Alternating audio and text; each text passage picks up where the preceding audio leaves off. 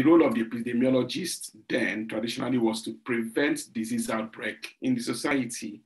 So those days they used to have cholera due to poor water and sanitation and sewage disposal. And to now that things have changed. So over time too, epidemiology has evolved to not just be about the study of disease or prevention of disease outbreaks, but the things that bring about good health in every society. The choice of this topic before your next test was one. This particular story I'm going to briefly tell us about was a moving one, and it happened to an adolescent, a little innocent girl. The epidemiology, there are so many challenges in terms of funding, then in terms of research, then in Africa too, in terms of having homegrown research that will drive evidence that will inform our own practice. Because what I see is that we rely on the data from developed countries, like in COVID. If America is locking down, UK is locking down, we lock down.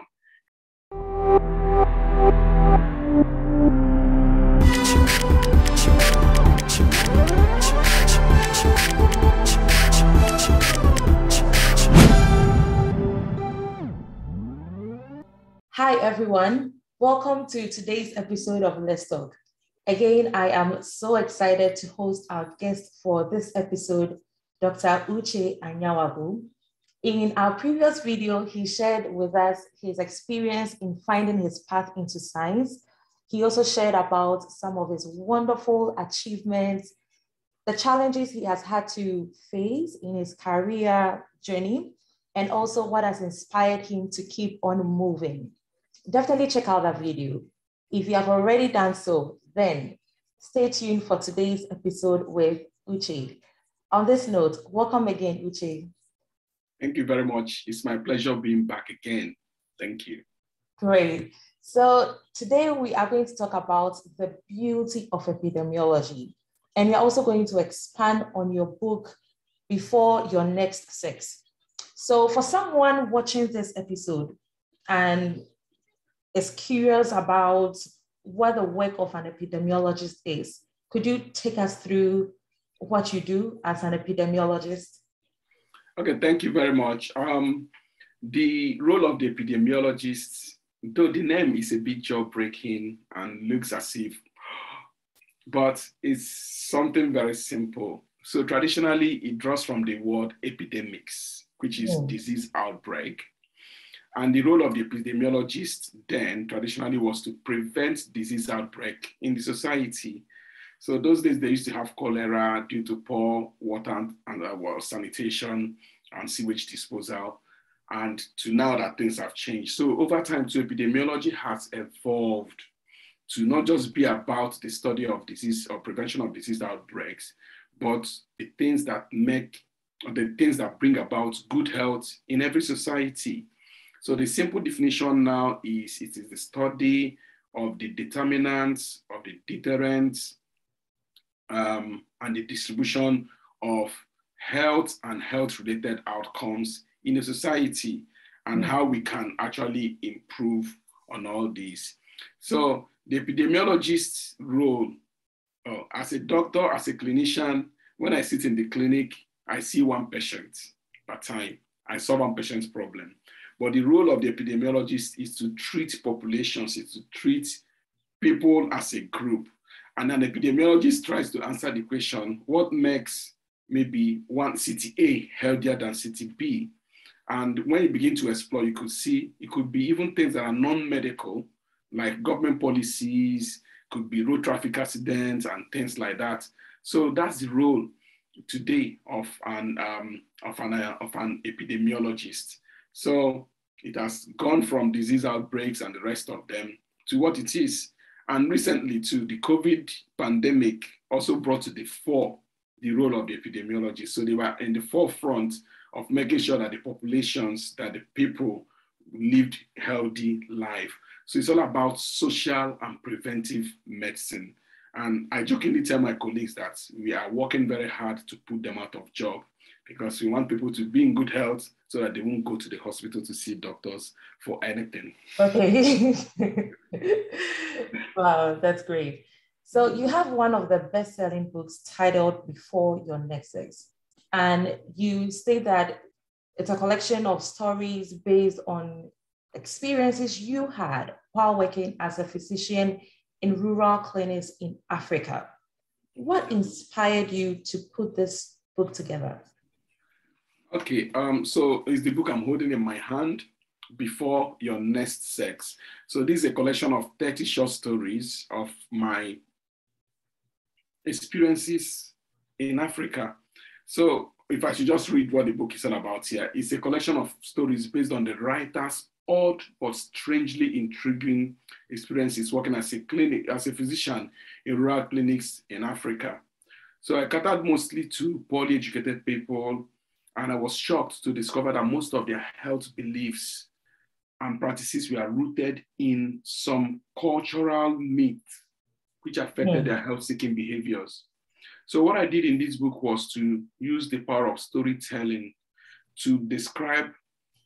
It has 30 short stories at the moment. So I brought out about 30 short stories about experiences that overwhelmed me, experiences that made me cry, experiences that really got me so disturbed and worried. So what I did here was to collect 30 stories.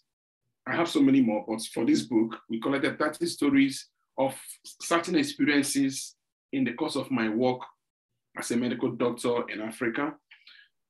And I brought out 30 short stories, 30 stories or experiences that really overwhelmed me. I mean, things that made me cry, things that made me think hard, things that made me ponder.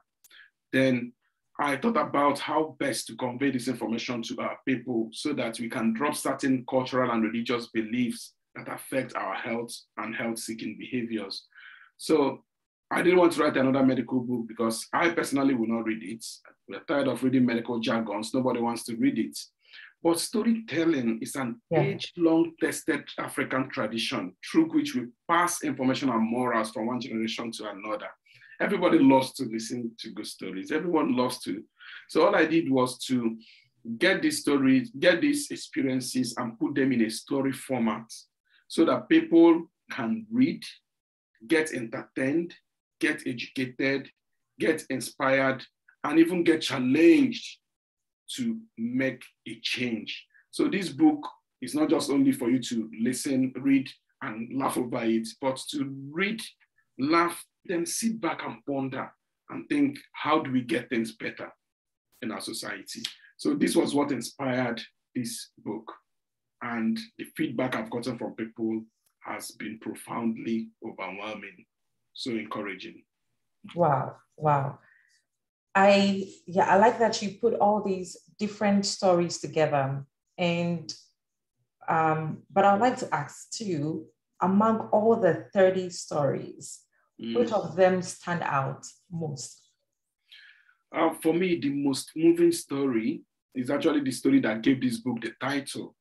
So a friend described this book as the most strangely titled book he has ever seen, because he picked it up thinking of seeing something else and ended up reading something else. It wasn't as if that the book was set out to deceive people, but the choice was one, the choice of this topic Before Your Next Test was one. This particular story I'm going to briefly tell us about was a moving one, and it happened to an adolescent, a little innocent girl.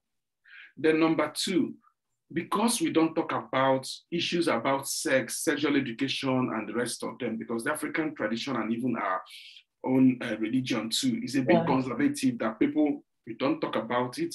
In fact, in my introduction in this book, I describe sex as that food that you walk into a restaurant, everybody's eating it, but you never find it on the menu. It's not written there. Don't talk about it. Just eat, clean your mouth, and walk away. So I also wanted us to open up certain conversations, important conversations about sexual health, about sex, and what it should be and how it should be done. So this is not a recipe of how to, it's not another 50 Shades of Grey. It's not, no, but it is for us to also bring to the fore discussions about sexual health and sexual and reproductive health rights in Nigeria and in Africa. So this story too, as I said, is in chapter 14. It's titled Before Your Next Sex. And it was this story that gave the title to this book. I'll just read a Yeah. little. But the Go ahead. background to it is that he's a doctor who has children at home. He attended to this little girl that came with the father who had gone to do abortion. Because in Nigeria, abortion is illegal. So most people go to quacks to get it, and they end up with complications. So this book was all about, this particular story was all about how the doctor was totally disturbed by what he saw in clinic that day. And what he did was to write a letter because he wasn't coming home soon. So he wrote a letter to his child, telling the child, before your next sex, before you try it. So I have a quote here from Chimamanda, another Nigerian writer, Chimamanda Ngozi Adichie. She said, talk to her about sex and start early. It will probably be a bit awkward, but it is necessary. So that's the quote before on this chapter. So I would start from the letter that the man wrote to the child. Yeah. My child, I am sorry I won't come home early today. It seems we may not have our usual evening rituals, the kisses and the hugs, and the barrage of questions and complaints that spice them up. You may be fast asleep before I get home, and tomorrow morning may see you waking after I'm gone. This is why I've taken time to write this. Please take time to read it too. Keep this wisdom of my father for the children of your sons. I was shaken by what I saw in clinic today. That man's child could have been you or any of your siblings. That you are locked here doesn't make you any better. Rather, this information would. Before your next sex, my child, I want you to realize that I, your father, am pro-choice. I believe it is within anyone's right to choose whether or not to get pregnant. Though, unlike many, I do not believe that this choice extends to halting another life at any stage of development while validating that choice. Throughout my life as a physician, I have often faced the difficult choice of ending the life of a fetus in order to grant the mother the choice of life. Even in complicated instances, I've always made the hard decision of pushing for life once it can be sustained. So before your next sex, ask your partner whether he or she is ready to be a mom or dad. If yes, then you may succumb, but that is after the things I will tell you later.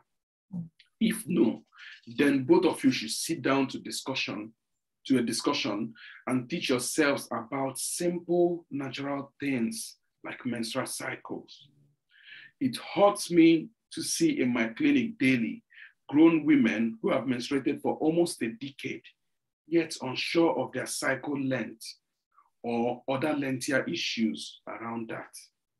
The men are even worse because they feel that such issues do not concern them, yet they are quick to blame the women when things go south, forgetting that we all share in this. I think that it is too early to tell you all this. Maybe it is. All the same, I must. I owe you this first as your father, and then as a healthcare professional. I'll stop it here. The father went on to explain to her so many things that she should know about herself and about her biology and about every other thing before you can succumb. So, and there's also a sequel to it, chapter 15, which said, before that next sex. And that also deals with some other very important issues around that. So that's what this book, or the key message, it centers around sexual health issues. It centers around almost everything. And the beauty of it is that the 30 short stories too, they are short. You find closure in each story. So it's not about a book that keeps you in suspense that you're not finished reading. So you can take up one story and read. And my prescription has always been, as a doctor, one story per night, 30 stories in 1 month, you are done. Wow, that's so awesome. And I like that the book talks about the importance of, putting out the sexual health education so that young ones, these kind of things before making any decision about sex. And we do have to tell our children, they have to be educated so that they don't make the wrong decisions. Correct. So moving on, as a clinical epidemiologist, what are some of the challenges you have faced in doing your research, and also to the broader group of epidemiologists? What are some of the major challenges that scientists are faced with? Okay, so one of the challenges, one, is that especially in developed countries, where they seem to be in control of so many things about their health, they are barely known. In fact, I had a supervisor, I had a mentor who felt, oh, why not leave this epidemiology residency and see whether I can go into something else? I mean, you guys don't do so much. But during COVID, he wrote me and like, I've seen the great role you will have to do and they have to play in life. So one is that visibility is not so much there, because most countries, they battle with non-communicable disease, whose epidemiology or epidemiological control seems to be a bit more with the clinicians. But when you go to infectious disease control, you see that they are highly needed. And these infectious diseases are mostly seen in developing countries. Now, this is where the role of epidemiologists become very clear. So the problems we have, funding is not there, especially in developing countries. Then the manpower too is lacking. Then we seem to also be overwhelmed by what is going on, because currently, even in Nigeria, Lassa fever is taking our doctors one after the other. Oh. As I speak to you. And Lassa fever was discovered in the 70s, and it's just been there. So there's no adequate funding for even research. I mean, you saw how much they pumped money into COVID, and they were able to get a vaccine, but our leaders, they're not doing that enough. So the epidemiology, there are so many challenges in terms of funding, then in terms of research, then in Africa too, in terms of having homegrown research that would drive evidence that would inform our own practice. Because what I see is that we rely on the data from developed countries. Like in COVID, if America is locking down, UK is locking down, we lock down. Even when COVID, for example, in Nigeria, wasn't killing as much as police brutality, road traffic accidents, hunger, unemployment, COVID wasn't killing daily as much as that. So why can't we use the money that we poured into that COVID management or whatever and put into certain areas and make our people healthier? So, but because we are using evidences, it was, the effect was so terrible in the West. So that was driving also our own plan, and that shouldn't be.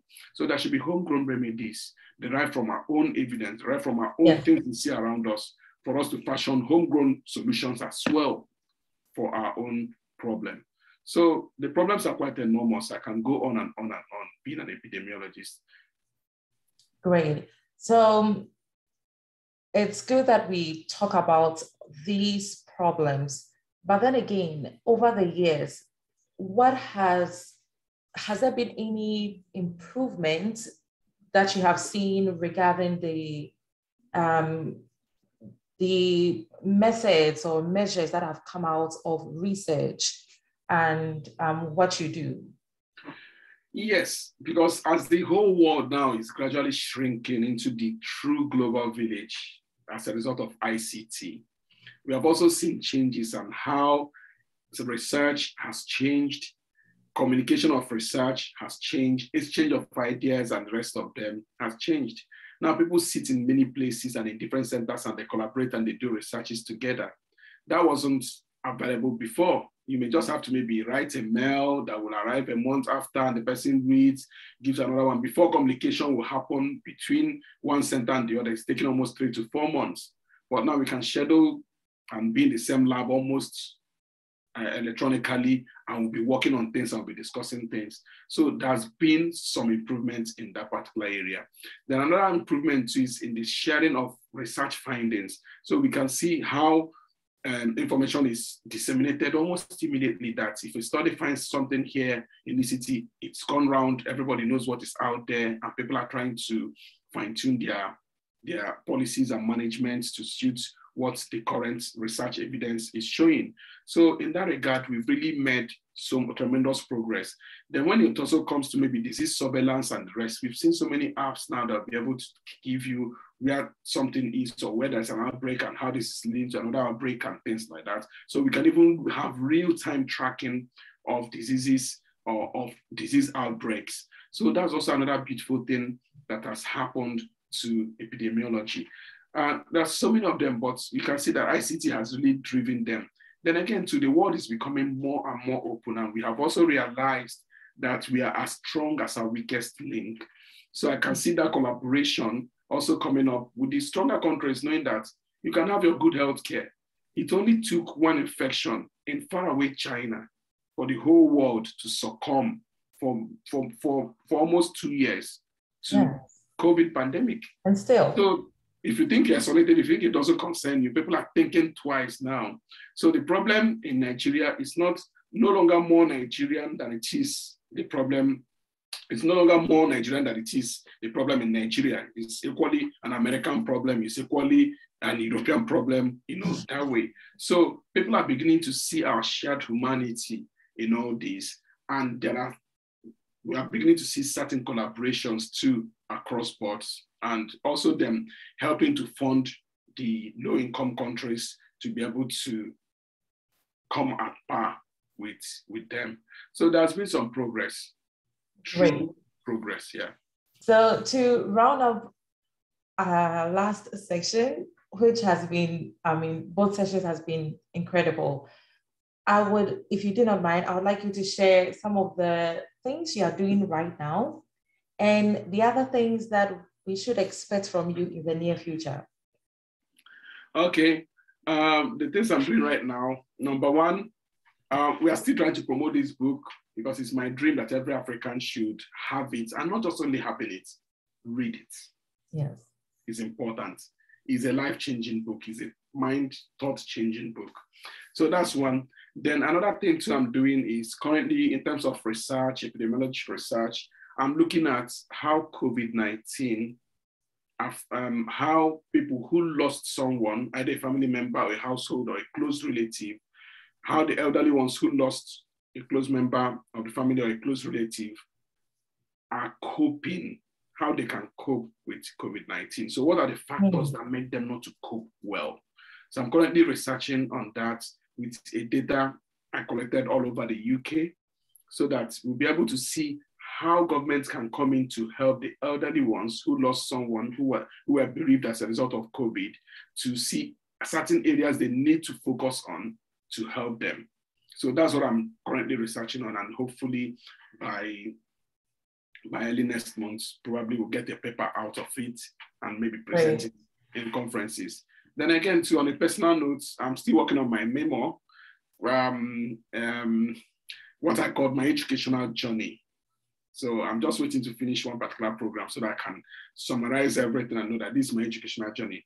And the reason I'm doing this is to give people hope, to share my story from cradle to whatever it is today, so that my brothers and sisters coming behind would have a look and see themselves in me, because my story is relatable. My story is the story of most African children, so that they can find it relatable and they can also know that, yes, we share a common background. We can equally share even a greater destiny ahead. So, and that's why I'm putting on this, and also to let people to believe in their dream, because the epilogue of the book is on the title, The Validity of Dream, and it drew inspiration from the words of Lupita in 2014 when she said that no matter wherever you are, your dreams are valid. So to make our people to realize that, one, dreams are theirs. Two, they don't need confirmation. So validity is usually derived from, okay, you said that this. Is it what other people are saying that makes something valid? But one thing about dream is that the validity derives only from itself, because you are the only person who saw it. So we don't need any other person to confirm. You alone will dream the dream, and you alone will confirm it. And that's the beauty of it. Then again, it's also for you to explain your dream and fight for your dream. Then again, if you are dreaming, for it to be a dream, you have to wake up first. So you have to wake up first and also realize that this is your dream. So it's for you to pursue your dream. And your dreams are valid.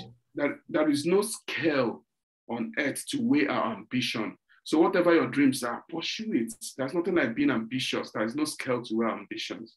So whatever your dreams are, pursue your dreams, remain true to your dreams, pursue it, and by God's grace, you'll be able to get to that desired spot or outcome that you want for your life.